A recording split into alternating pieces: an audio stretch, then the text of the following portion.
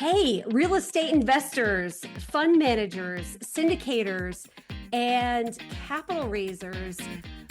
If you're struggling with falling short on your capital raises for your real estate deals, if you're also struggling with finding investors beyond your network of friends and family, if you are spending thousands and thousands of dollars and weeks on end to travel to conferences to try to find investors, only to find that the people at those conferences are also trying to raise capital from you, so you're not getting any traction.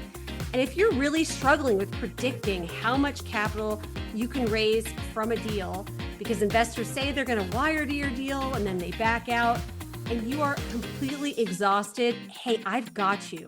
Hit the subscribe and follow button, and I promise I will deliver free content to you every single week that's going to help you level up, make this capital raising game much better and more efficient. And we're going to do that week in and week out for you.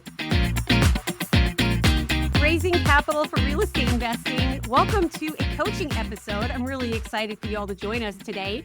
For those who don't know me, my name is Amy Silvis. I'm the founder and CEO of Silvis Capital, and I love to teach people how to capital raise, which is why I love doing these coaching episodes. But I've got Joe Rinderknecht here on the episode today. If you don't know him, I'm really excited for him to introduce himself, for you all to get to know him, and dive into some of the things that are on his mind in his real estate capital raising business.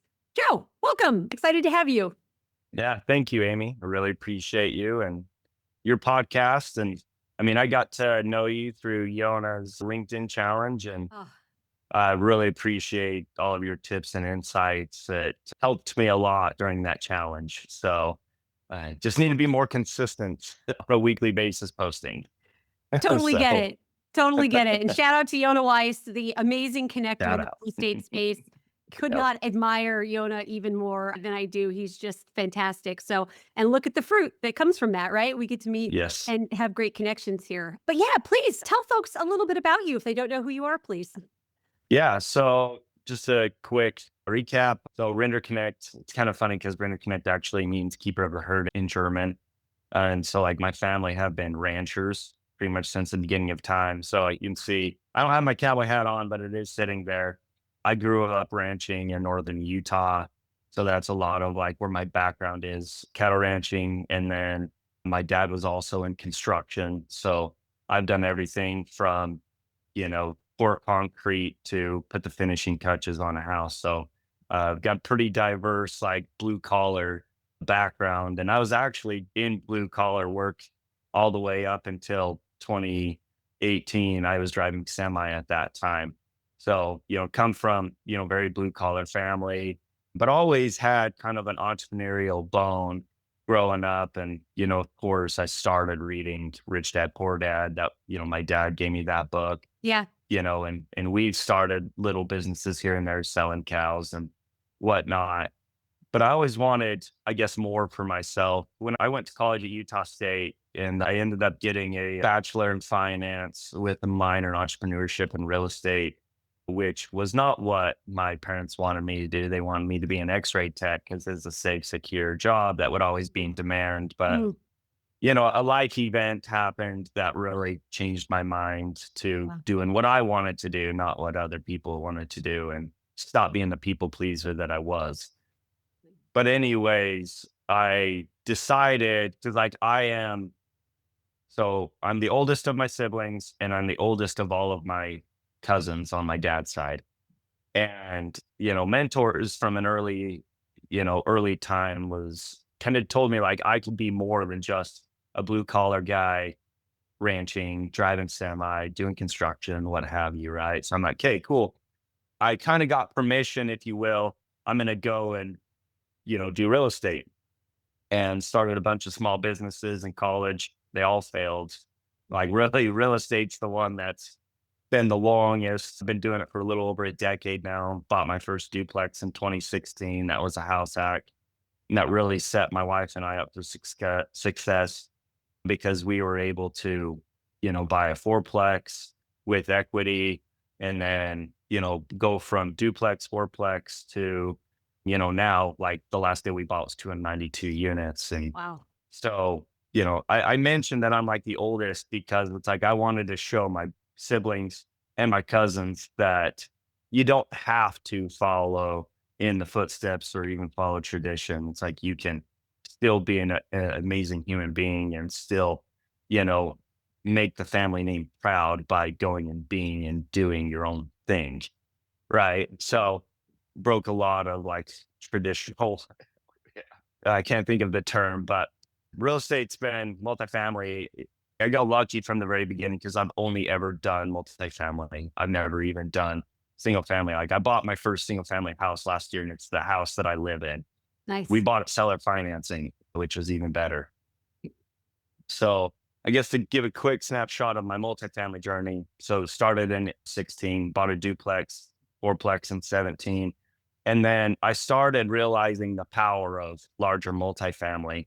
And so from 20, so I got out of driving semi 2018 and I went to work for a commercial property management company managing an 80 unit LIHTC property. Yeah, I've got some fun property management stories as a, low income housing. Lots of fun stories. Yeah. But I wanted to learn everything I could about multifamily and commercial and get out of the duplex fourplex. I was fixing, flipping, wholesale and duplex fourplex stuff. So from 19 to 21, did property management and I went work for operators around the country doing pretty much the whole life cycle of multifamily from deal sourcing, underwriting to dispositions, right? So group out of Austin, out of Vegas, another developer in northern Utah. And then 21 is when I bought a 24 unit that we turned into a 32 unit. I have a lot of war stories with that one. That was a deal that went bad. We ended up selling that deal. But anyways, long story short, I started doing multifamily, a big commercial in 21. Fast forward, since September of 2024, my partner Levi and I with Cowboy Capital, because he has a ranching background too, Mhm. we've bought 419 units, Montana, Idaho, Utah, and Texas. So, Great. yeah, Wonderful. that was probably a little longer than you That's wanted to okay. hear, but No, it's good. You've got an incredible story. And, back to the Yona introduction, I love spending time just getting to know people, and your story has always stood out. And, maybe we'll have you back on the podcast another time to really dive into your why, because it is really exceptional and really exciting. But it's one of the reasons why I wanted to have you on the episode, is because of, how great your story is. But I'd love to talk a bit more. You've had to raise quite a bit of capital over the past couple of years for these deals. But as you and I talked about before we hit record, even people who are knocking out $50 million raises, deal after deal after deal, everyone always has areas of their capital raising business that they want yeah. to improve.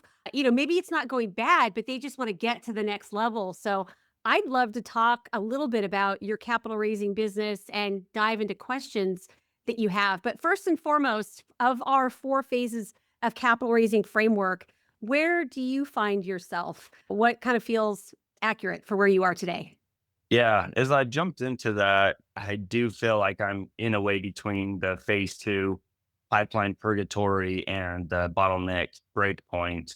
Yeah. Because phase three, it's like I am very confident in my capital raising abilities. Yeah. But, like in your phase two, I don't really do a lot of marketing on LinkedIn. And I would love to do a lot more on LinkedIn. I just haven't made the time to set up a system process to do that. But I have like a CRM that works, but it's there, but I don't use it on a daily or weekly basis.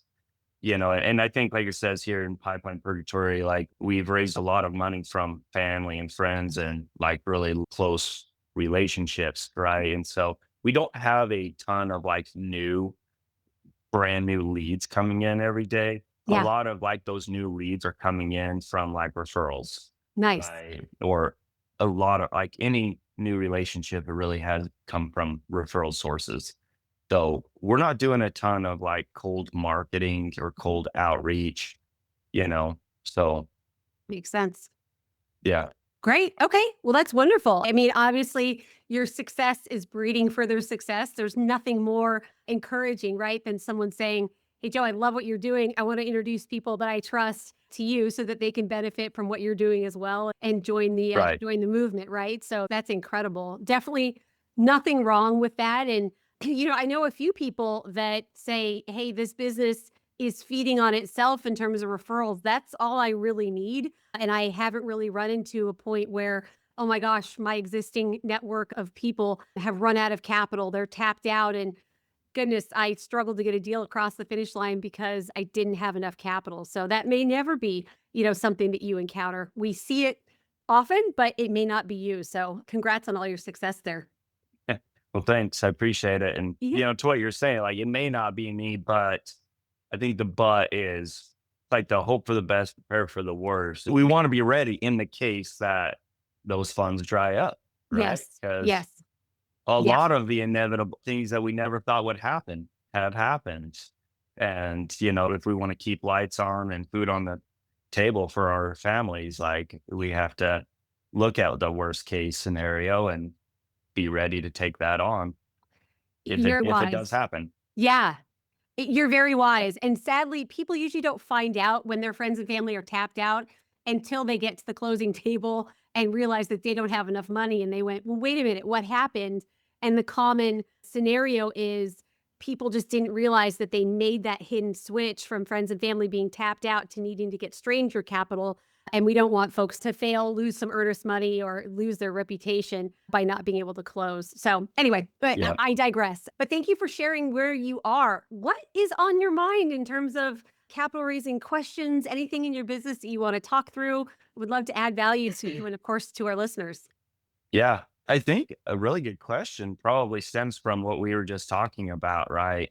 To give a few statistics that we've done recently is so of the 4 deals that we've raised for, plus the fifth one that I talked to you about just Yeah. before the call that we fell out of contract on, Yeah. we've raised about $14 million Mhm. for those 5 deals. And it's like we have like 33 investors, 7 million of that 14 is from like recurring, Mhm. right? Return investors. Yeah. 4 million is from referral. Mhm. And then the others are just like first time investors, but warm relationships. So none of those are like cold, Yeah. right? And so I'm trying to figure out because like just before they called to my partner was like, hey, we've got this. We have a chance to buy this 130/60 in a market that is just 4 hours down the road. We have a deal there already, in our backyard. But he's like, it's a $10 million raise. And he's like real nervous. But I'm like, bro, like easy. Like we can do it. But in the back of my mind, some like your question was like, you never know your investors are tapped out till like you get to the point. And it's like, okay, 10 million is a stretch for one deal. The most we've raised one deal was 6 million. And Okay. we did it with 8 investors though.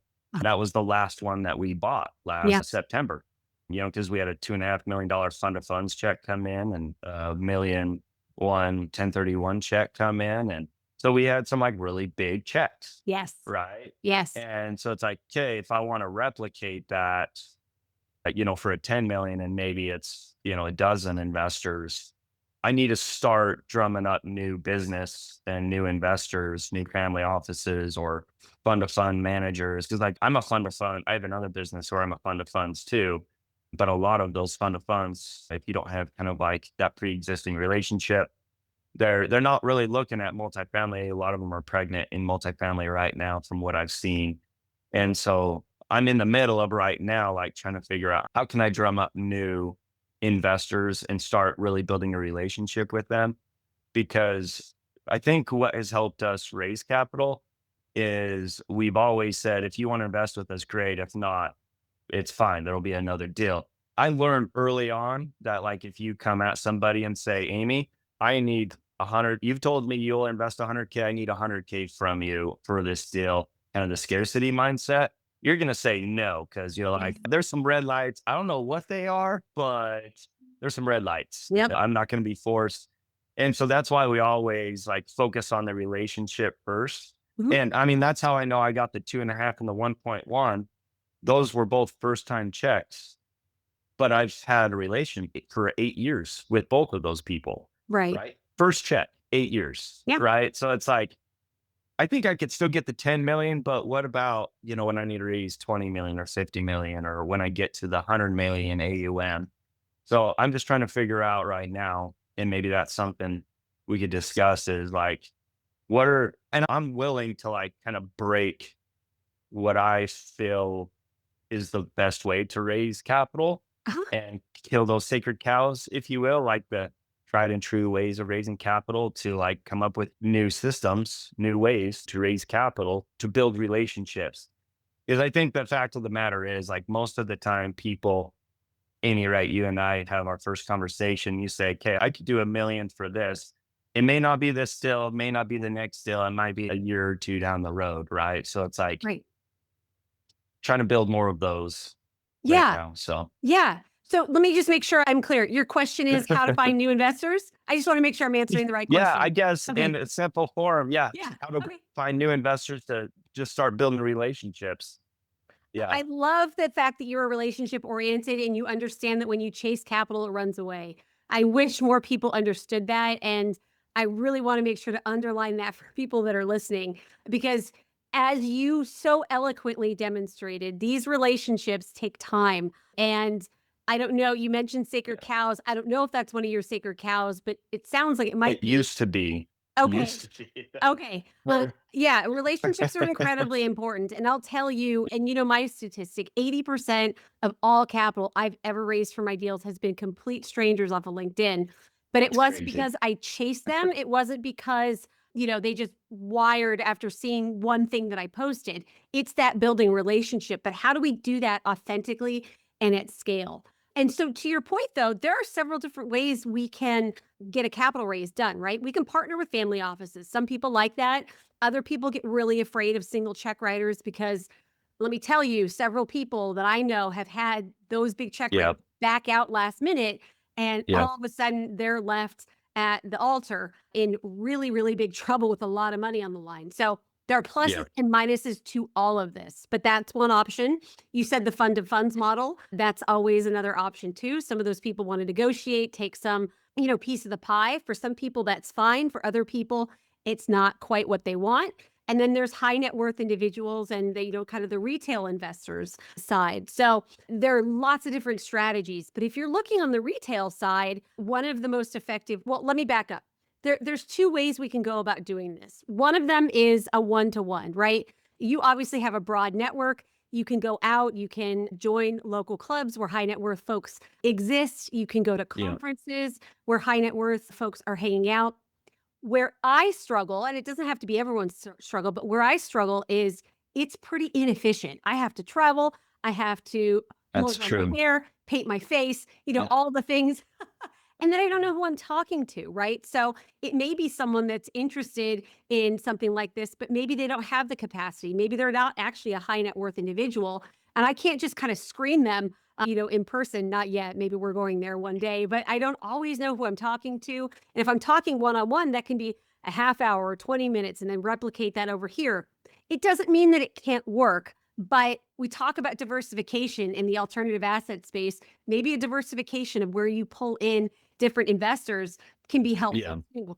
So the other way, instead of one-on-one, is one-to-many. And that can look like several different things. You can get up on stages, Joe, where you might have some networking presence and give a presentation in front of high net worth individuals. So therefore, you're talking to people. It's just you, but you're talking to several at once. You could start a podcast, which is a lot of work. I'll tell you firsthand as someone that runs two, Yeah. but it's fun, but it takes a lot of strategy. Or you can be on social media.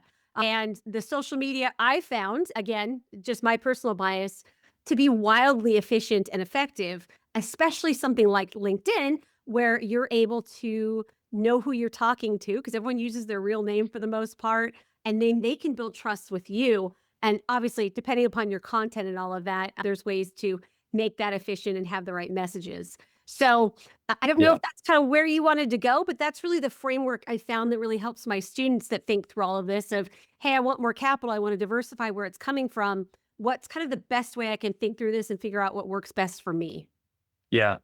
Yeah, I definitely like I love doing the one-to-one, going Hmm. and get in front of people. Hmm. Like last thing we did was the best ever conference, but like you said, you got to travel.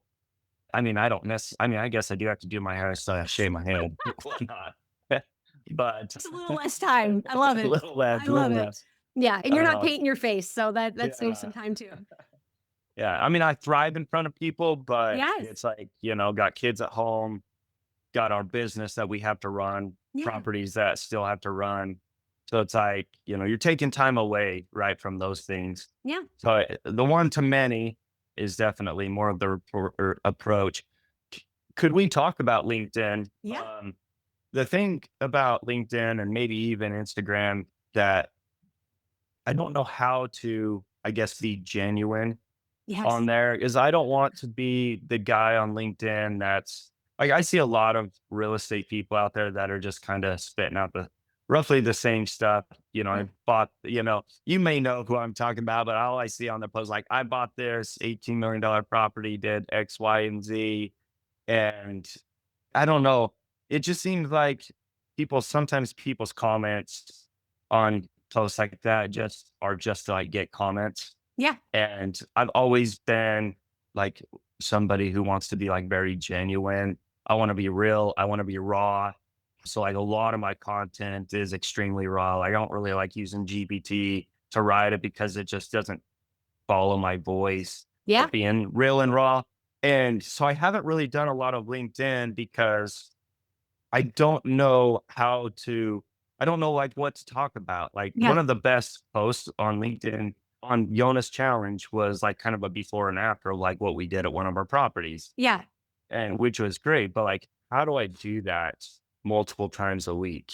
Yes. I don't have that many before and afters. Yeah. And I don't want to just get on there and be like, let me teach you about how to value a cap rate or like what a cap rate is. I'm like, Yeah. I don't know. That just doesn't feel like a value add to me. It's like I want to talk more about mindset and maybe operations because like I love operations and systems and capital raising, building relationships, but I just don't know how to do that multiple times a week, Yeah. if Yeah. that makes sense. Oh my gosh, it makes perfect sense. And that was almost identical to what I was really worried about when I started on LinkedIn as well. So, you want to go on a journey with me real quick? We'll Let's make it go. I brief. love the Okay. journeys. Okay. So, this is where I start with my students too, and this is really really fun. Do you have like a target avatar or an ideal person that you'd like to serve? Yeah, I would say most of our investors are I actually like a lot of them are blue collar Yes. workers. Like we have lots of farmers, ranchers, Okay. construction workers, Yeah. service providers, high net worth. Like a lot of like our service providers these days are becoming millionaires, right? Because Yeah. less and less people are wanting Yeah. to do it. Yeah. So I would say that's kind of our main avatar because we can relate with them so much. Love it. I tried, marketing to these sales bros once upon a time, and I'm just like, I can't. Yeah. We can't understand each other, Totally. Totally. So That's perfect. Very often there's no wrong or right answer, but very often it's people either maybe where we've been before or where we currently are. So that's yeah. perfect. That's perfect. Okay, so I've got 3 questions for you. Think of this ideal person that you'd love to serve, you feel passionate about helping them. What do you think is their number 1 goal in terms of their finances and their wealth? Most people right now is appreciation over cash flow with, the benefit of appreciation as well. Okay. And what's the why behind that? Like, why do they usually want that in their life? A lot of the people that we work with like have their established businesses or retirees, and so it's like they already have kind of their stable income coming in, so it's not like they absolutely have to have cash flow from our deals to live. Okay. So what Yeah, are they looking to what's the goal there then? I just think Grow their capital? so Diversify? yeah, I mean, I think diversify, but what we kind of found is like a lot of other syndicators are like, hey, let's help you retire. For us, it's like we don't want to help you retire because like most of our people love what they do. So we Okay. want to help you, get more time back to go do things with your family. So Okay. it's just to give them more options to go on vacation, go, be able to have other things to like hand down to their kids. Just ancillary income outside of their original job and to offset, gains is a Perfect. big one too. Okay. So So they want to buy back their time and diversify kind of their sources of income. Is that right? Sounds about right. Yes. Okay. Now let's go. Thank you for going on this journey. Just one more question, and I'll show you where I'm showing you how There the we go. sausage is made, but this will be good. So what's their number one fear? Would you say in their financial life, in their personal life, in their career? Hmm. Their number one fear. I mean, I don't think, I mean, a lot of my investors are sophisticated and know like there's risk, like they could lose their money, but it's not like if they lose like their 100K or whatever, not that we're going to do that. It wouldn't be Right. the end of the world. I think a lot of it goes back to like we're a very family focused and time focused company. And so are our investors. So I think it's kind of that buying back your time. They want to spend as much time with their family doing the things that they want to do and family and friends and just enjoying life to the fullest, I Okay. think. Yeah. So maybe they're afraid of spending too much time at their work and missing out on spending time with kids or missing out on family time or something like that. Does that Yeah, resonate? I, Okay. I would think so. Okay. Yeah. So these two things are what you talk about on LinkedIn. It's everyone's instinct to talk about, like you said, I just bought this property. Here's what the debt service coverage ratio should look like. We all need to take a step back and think about instead, and it might be a little foreign because it is to me too, because I'm kind of a quant jock and I'm an operations person. A lot of us are, but we need to focus on the fears, the pain points, and the goals of the people we're looking to invest with us. Because it's great if we start to shove down their throats all of these statistics about real estate, but they're sitting there thinking, well, Joe, why do I even care about this to begin with? What's in it for me? Why does this matter? So, if instead of talking about real estate, it doesn't mean we don't ever talk about real estate, but if instead you talk about and you show exactly how maybe an investor of yours, how they bought back their time, by investing in real estate, how much more time they have now to be able to spend time with their family, what their life would have looked like had they not invested in real estate, how many hours they would have missed out on their children, spending time with their kiddos, but really walking people through identifying what their pain point is or their fear or their goal, how you help them get there through real estate and what that outcome looks like. Does that make more sense? Yes. Yeah. Yep. And the beauty of that is not only does that attract investors, but you're actually helping people with something that they care deeply about. And I know you and I are Yeah, very that's fair. similar, that that's incredibly rewarding. So real estate isn't the goal. I think a lot of us think through because it's what we're so actively, in the Yeah, weeds for. Real estate's the vehicle. So that's we right. need to talk about the goal and we can mention the vehicle. We can show how the vehicle helps drive them to their goal or helps them drive them away from their fear and their pain point. But the main focus needs to be on helping people either avoid the pain that they don't want to have or get to the goal where they're looking. Does that make sense? It does. Oh, Yep. and it's so fun and satisfying, as you know, because you serve your investors incredibly well. But it's just so exciting because you start to get people who are like, I've never heard of this. I had no idea this was possible. And as they get to know you and as your content gets out there, and then you introduce them to this whole world of real estate, and then their dreams start to become reality, it's just so exciting. And it's all because you decided to get out there and serve people in that way. Yeah, I like it.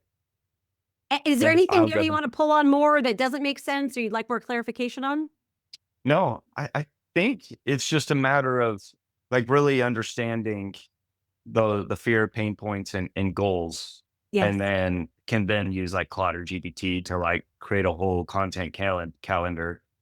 I Yeah. think that a benefit that I have is we're actually doing like an investor event next Saturday, and I've got a whole bunch of we're taking a bunch of our investors to a country club to have like a presentation, talk about the year in review so far, and then go and shoot shotguns afterwards. And so Nice. I think that'll be a really good place to like talk about some of these things to like really hone in on our investors and continue to build that relationship, but just get really clear on those things for them. I love that. So Yeah. And the benefit of AI, as you mentioned, it doesn't have to be your voice, but it can help you brainstorm and structure. I'll tell you, LinkedIn knows very clearly when posts are written by AI and it'll be shown to no one. So they actually encourage your voice, but it can be a great way, yeah, to help you kind of organize your thoughts. create different ideas, things like that. But making sure it's in your voice, which I know you want to do anyway, is Yeah. really, really the key.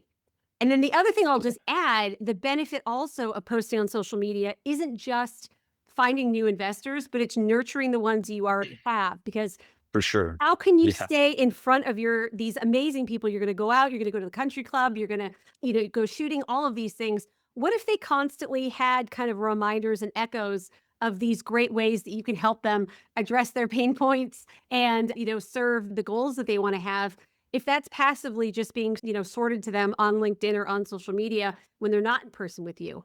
And then they can refer other people. And before, maybe the referrals, they're like, I don't want to quite get on the phone call with Joe right now. I'm just not ready if this space is for me, but I'll follow his social media and see what he talks about and get to know, like, and trust him. And then that'll push me over the edge for where, oh, I got to meet with Joe. He knows exactly who I am, understands exactly where I want to go. Now I feel comfortable. And that's all happened without you having to be in front of them. And you finally get to talk to them. And that's what gets them to invest. Yeah. I completely agree. I've had a couple people in the last couple weeks that have said, like, I've been watching you on social media, and it's just like that little light bulb that's like, I really hate you on social media, truthfully, but Get it?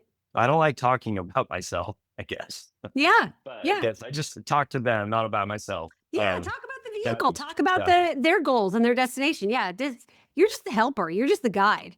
Yeah, this isn't like the Joe show. This is just, hey, Joe's got some information and some ability to help connect me to where I want to go. That's all. perfect. I mean, Yeah, that feels a lot better. So right? Yeah. I agree completely. And yeah, I'm going to layer on top of it one other layer. Some of these folks may never hear of this vehicle and how you can help them reach their goals if it's not for you. They may go their entire life never hearing about how they can buy back their time and spend more time with their kids if you don't post. You may be that only person. So you may actually be robbing people, no pressure, but you may be understood. robbing people, no, truly, of something that can really, really help them. So seeing it from the framework of, hey, you're getting Yeah. out there not to toot your own horn and pat yourself on the back, because that's gross. I agree with you. But you're out there to help solve an issue and you're just that messenger and you don't want to take that away from people. So by getting out there, you're actually helping folks. Well, Go, thank Joe, you. go. I like that. I like that feeling a lot more. Oh my gosh, right? Way more authentic, way more true to who you are. Yeah, I can definitely I see this blockage with students all the time of just like, I don't want to get out there and just brag about myself. It's like, yeah, we've seen the gross that social media can put out there. So let's be that alternative of, yeah, of being more servants and helping folks get to where they want to go. Yes, ma'am. Yeah, love Well, it. Well, I know we've gone for a while here. Any other questions? yeah. You feel good? Yeah, I do feel good about it. I guess the one last thing maybe is I Yeah. start posting on LinkedIn. Yeah. Do I expect like people start messaging me? Or like if people are commenting on posts, do I like reach out to them? Like what's the best way to get the flow going, if you will, Yeah. from new people? Yes. Yeah. So you'll definitely see people sending you connection requests. And so you want to engage with them, right? Ask them kind of why do they wanted to connect with you. Yeah. If people are commenting on your content, definitely something to reach out to them and talk about. We also teach our students how to create a lead magnet in their profile so people can passively consume more content from you, get to know the space. Because as you can imagine, most people are thinking, I've got a financial advisor. I'm a successful high net worth person. Why has no one told me about this? Is this real? Is this a scam? People want to really get to know and understand what the heck this is before they're ready to Yeah, dive in. So giving them more of those resources where they don't feel pressured to like talk to you and, hey, Joe, is this a scam? Like, tell me more, but ways you can educate them and show, why they haven't heard of this, how this can help them, how it's, maybe safer or, all of those good things, guiding them down your funnel like that, that is another great way to get in touch with them, add them to your CRM and nurture them from there. perfect. Great questions. Oh, this is fun, Joe. This is fun. Congrats on all the success that you've had, friend. Your heart is in the right place. We got to find a platform to tell more of your story. Maybe we'll have you on the podcast again soon, but just thank you for who you Thank are and how you serve people. I'm in deep admiration of you. Well, thanks, Amy. Definitely admire you too for your why and story and appreciate the value you bring to everybody here as well with your podcasts. Thank you. Well, I'm going to encourage So, folks to reach out to you. What's the best way for them to get in touch? Because I'm sure they're going to want to connect with you further. well, LinkedIn is a Yeah. good one. If you're going to connect with me on LinkedIn, send me a note if you would, because I Truly. do get a ton, but they all look like scams to me. Unless there's like a note that doesn't say, hey, we're in the same community or Yeah. whatever. Just saw you on Amy's podcast.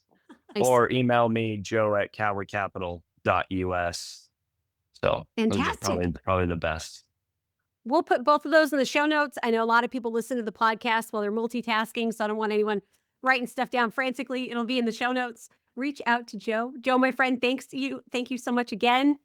Folks, I appreciate you joining, and we look forward to seeing you on the next episode. Perfect. All right. Thank you. Thanks. Bye.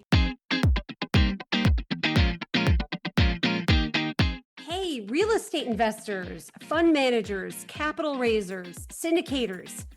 If you are struggling with predicting how much capital you can raise for a deal, because investors say they're going to wire, but they actually back out, you struggle with finding investors beyond your network of friends and family, if you find yourself falling short on your capital raises for your real estate investments, and you're spending thousands and thousands of dollars to travel to conferences all across the country, only to find that the people you're hoping to raise capital from are also trying to raise capital from you, hit the subscribe and follow button, and I promise y'all are going to love what we're going to cover here. I'm going to deliver free content every single week in and week out, to help you get to the next level in your real estate investing capital raises.